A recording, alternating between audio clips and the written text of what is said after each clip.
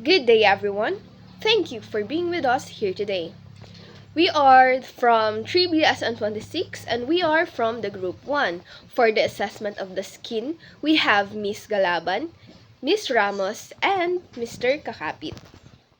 Do you know that humans shed about 30,000 to 40,000 dead skin cells every single minute? The skin is our body's largest organ. It does so much more than just cover us up. It protects us from external threats, help regulate our temperature, allow us to feel sensation, and prevents precious fluid from being lost. By carefully assessing the skin, healthcare providers can spot early signs of health issues like infection, dehydration, poor circulation, and even systemic conditions that affect the entire body. Skin assessment primarily involves two main techniques, inspection and palpation. Let's start with inspection. This is where we carefully observe the skin's appearance. First, we look at the color. Normal skin color varies wildly across different ethnicities, and that's perfectly normal. What we watch out for are abnormal discolorations are pallor, a pale look that could mean anemia or poor blood flow. Cyanosis, a bluish tint that signals low oxygen levels in the blood. Jaundice, yellowish skin often linked to liver problems. Erythema, redness that may indicate inflammation or infection. After age 20, a person produces 1% less collagen in the skin each year. Next is moisture. Healthy skin feels slightly moist. Too much sweating might point to fever, anxiety, or hormonal changes, while very dry skin can be a sign of dehydration. We also check textures, normally smooth and firm. Rough or flaky skin may mean dryness or an underlying skin disorder. Finally, we look for any lesions that include the rashes, wounds, scars, moles, or bruises. When we find lesions, we note their size, color, where they're located, the shape, and how they distribute across the body. The second technique is palpation, using our hands to feel the skin and gather more information. First, temperatures. We use the back of our hands because it's more sensitive to heat and cold. Warm skin could mean fever or inflammations, while cool skin may indicate poor circulation. We always check both sides of the body to make sure temperature is evenly distributed. Then there's turgor. This refers to the skin elasticity.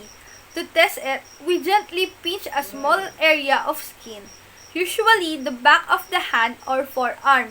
If it bounces back quickly to its original position, hydration is good. If it takes time to return, dehydration may be present. Do you know that your skin is the body's largest organ?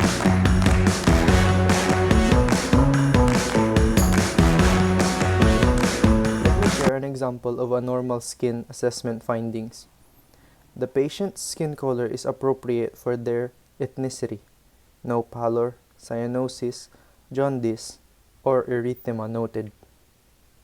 Skin temperature is warm and even on both sides of the body. The moisture is slightly consistent. Skin turgor is elastic with immediate return after pinching, showing adequate hydration, no lesions, rashes, wounds or ulcers present. Capillary refill is less than 2 seconds and there's no edema in the extremities. Pressure-prone areas show no redness, breakdown. Overall, the patient's skin is intact and healthy. Skin assessment is simple yet powerful tool that gives us valuable clues about a person's overall health. That's why it's such an important part of every physical exam. Did you know that your eyes are the second most complex organ in our bodies? Over 1 in 8 males are colorblind. And now, we will be discussing discussing the purpose of an eye assessment. The purpose of an eye assessment is to evaluate visual acuity and refractive errors, such as myopia, hyperopia, astigmatism, and presbyopia. It also helps screen for eye conditions like cataract, glaucoma, macular degeneration, and diabetic retinopathy. Additionally, this assessment check eye alignment and movements and may reveal signs of systemic diseases such as diabetes and hypertension. Before the assessment, we review the patient medical and eye history, explain the procedure, ensure proper lighting, and prepare the clean equipment. The patient may also be asked to remove the eyeglasses or contact lenses if necessary. For subjective data, we ask the patient about symptoms such as blurred or double vision, eye pain, redness, tearing, and sensitivity to light. We also ask about halos or vision loss, headache, and any history of eye diseases. For subjective data, we begin the visual acuity testing using a Snellen chart. Then, we perform an external examination by inspecting the eyebrows, eyelid, eyelashes, conjunctiva, sclera, and checking for any discharge. Next, we assess the pupils using PERLA, meaning pupils should be equal, round, reactive to lights, and accommodate properly. We also check extraocular movement by asking the patient to follow an object in 6 directions to detect any abnormal movements. Visual fields are assessed using the confrontation test to evaluate peripheral vision. It is important to note that intraocular pressure is usually assessed by a physician. After the assessment, we document all the findings and explain the result to the patients, and refer to the ophthalmologist if abnormalities are found. That concludes the eye assessment. And for the assessment of the ears, we have Miss Alvanto. Thank you. Hearing is the fastest human sense. A person can recognize a sound in as little as 0.05 seconds. Good day everyone, I am Sandra Faith Alvanto and today I will be discussing the assessment of the ears. Ear assessment is an important part of the physical examination in nursing practice. It helps healthcare providers evaluate the structure of the ear, hearing abilities, and detect possible abnormalities or infections. Through proper assessment, nurses can identify early signs of ear conditions and provide appropriate care and intervention. The assessment of the ear typically includes inspection, palpation, otoscopic examination, and hearing assessment. Inspection of the external ear. The first step in ear assessment is inspection of the external ear, also known as the auricle or pinna. During inspection, the nurses observes the size, shape, position, and symmetry of the ears. Normally, the ear should be symmetrical and aligned with the outer canthus of the eyes. The nurse also checks the skin condition of the auricle for any abnormalities such as redness, swelling, lesions, deformities, or discharge.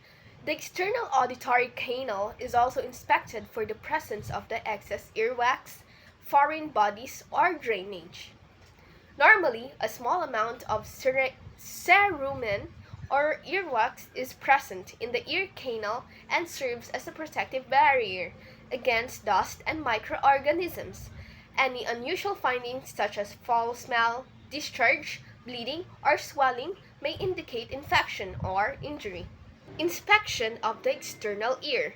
The first step in the ear assessment is inspection of the external ear, also known as the auricle or pinna. During inspection, the nurses observes the size, shape, position, and symmetry of the ears. Normally, the ear should be symmetrical and aligned with the outer canthus of the eyes. The nurse also checks the skin condition of the auricle for any abnormalities such as redness, swelling, lesions, deformities, or discharge. The external auditory canal is also inspected for the presence of excess earwax, foreign bodies, or drainage. Normally, a small amount of cerumen or earwax is present in the ear canal and serves as a protective barrier against dust and microorganisms. Any unusual findings such as foul smell, discharge, bleeding, or swelling may indicate infection or injury. Palpitation of the ear. After inspection, the next step is palpitation. The nurse gently palpitates the auricle and surrounding structures to check for tenderness, swelling, nodules, or pain. Particular attention is given to the tragus and mastoid process. The tragus is the small cartilage in the front of the ear canal, while the mastoid process is the bony prominence located behind the ear. Normally, these areas should not be tender when touched. Pain or tenderness may indicate infection or inflammation, such as otitis externa, also known as swimmer ear, which affects the outer ear canal. Tenderness over the mastoid area may indicate a serious condition known as the mastoiditis, which is an infection of the mastoid bone. Otoscopic examination. The next step in ear assessment is the otoscopic examination. The nurse uses an otoscope, which is a medical instrument with a light and magnifying lens, to examine the external auditory canal and tympanic membrane. Before inserting the otoscope, the nurse gently pulls the ear upwards and backwards in adults to straighten the ear canal. During the examination, the nurse observes the ear canal for redness, swelling, discharge, or impacted cerumen. The nurse also examines the tympanic membrane or eardrum. A normal tympanic membrane appears purely gray, shiny, and translucent, and it should be intact. Abnormal findings may include redness, bulging, perforation, or fluid behind the eardrum. These findings may suggest conditions such as otitis media, which is an infection of the middle ear. Another important part of ear assessment is evaluating hearing ability. One simple method used by nurses is the whisper test. In this test, the nurse stands about 1 to 2 feet behind the patient, covers one ear, and whispers a series of words or numbers. The patient is then asked to repeat what was heard. If the patient is able to correctly repeat the words, hearing ability is considered normal. Another method of assessing hearing is through tuning fork test, particularly the Weber test and Rhine test. The Weber test helps determine whether hearing loss is present in one or both ears.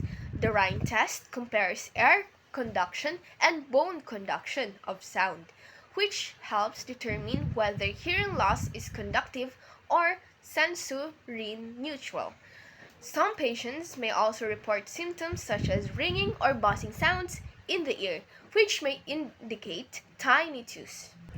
In addition to performing ear assessment, nurses also play an important role in educating patients about proper ear care and hearing health. Patients should be advised not to insert objects such as cotton swabs, hairpins, or other items into the ear canal, as this can push earwax deeper, damage the ear canal, or even perforate the eardrum. It is also important to educate patients about protecting their ears from loud noises, especially when exposed to environments such as concerts, construction sites, or loud machinery. The use of earplugs or other hearing protection devices can help prevent hearing damage. Patients should also be encouraged to seek medical attention if they experience symptoms such as persistent ear pain, hearing loss, discharge from the ear, dizziness, or ringing in the ears. Proper ear hygiene and early consultation with healthcare providers can help prevent complications and maintain good hearing health. Ear assessment is essential in detecting early signs of infection. Thank you for listening. Day by day